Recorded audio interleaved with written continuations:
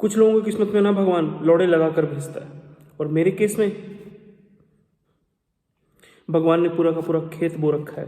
मुझे ना कभी कभी ऐसा लगता है कि इस धरती पे भगवान की पैदा की हुई कोई भी चीज मुझे खुश नहीं देख सकती।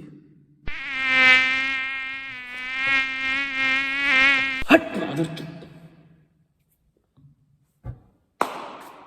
अब जब आप सीट पे अकेले बैठे होते हो, मतलब कि खुद की सीट है, तब आपकी गांड भी उस सीट पे इस तरह से फैलती है, बड़ा मजा आता है। और फिर अगर कोई इसका बीच में हक मांगने आता है, गांड मारने का मन करता है। ऐसा लगता है बाप की जागीर मांग ली हो। मुझे तो सीट मिली गई थी, मुझे क्या टेंशन है। पर बोला ना, भगवान ने मेरी किस्मत में लौड़े का खेत लगा कर भेजा है। अच्छा, कल मुझे दिल्ली जाना था, मैं स्टैंड पे आधे घंटे पहले पहुंच गया। क्यों? ताकि भाई आराम से सीट मिल जाए, सीट के लिए मरना ना पड़े।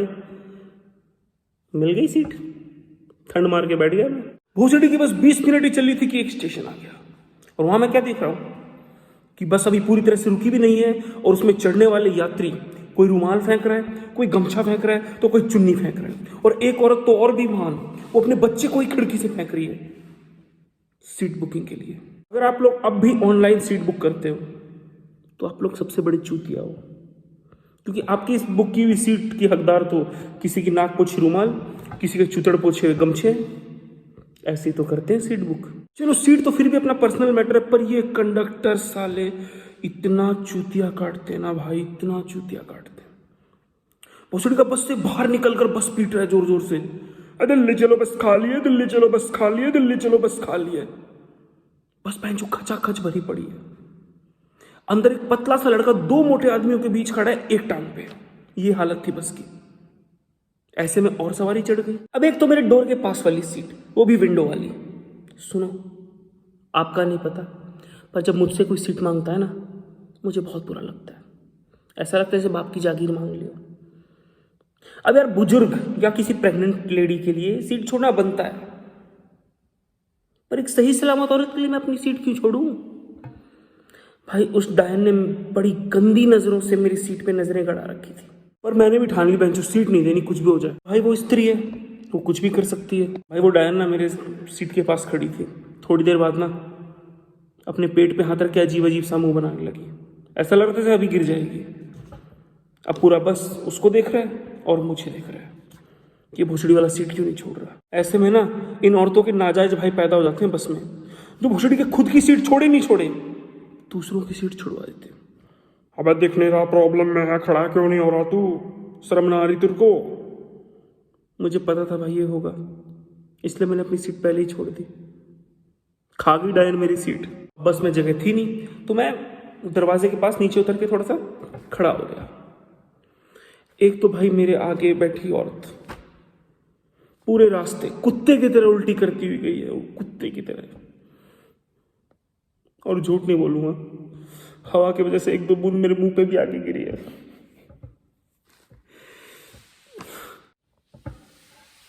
एक तो रोता हुआ बच्चा, पता नहीं भोसड़ी किस कोने से रो रहा था, बस के किस कोने से उसकी आवाज आ रही थी मुझे नहीं पता, बट भाई उस बच्चे ने पूरे बस की गांड ले ली भाई, इतनी बुरी तरह से रो रहा था।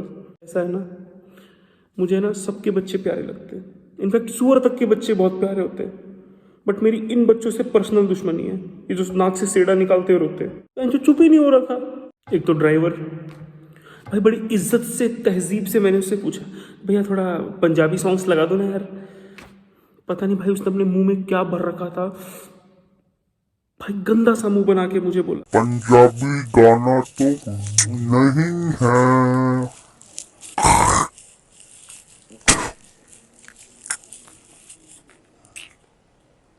भोसड़ी का पूरे रास्ते शीशा हो या दिल हो टूट जाता है पे सफर करवाता ले गया।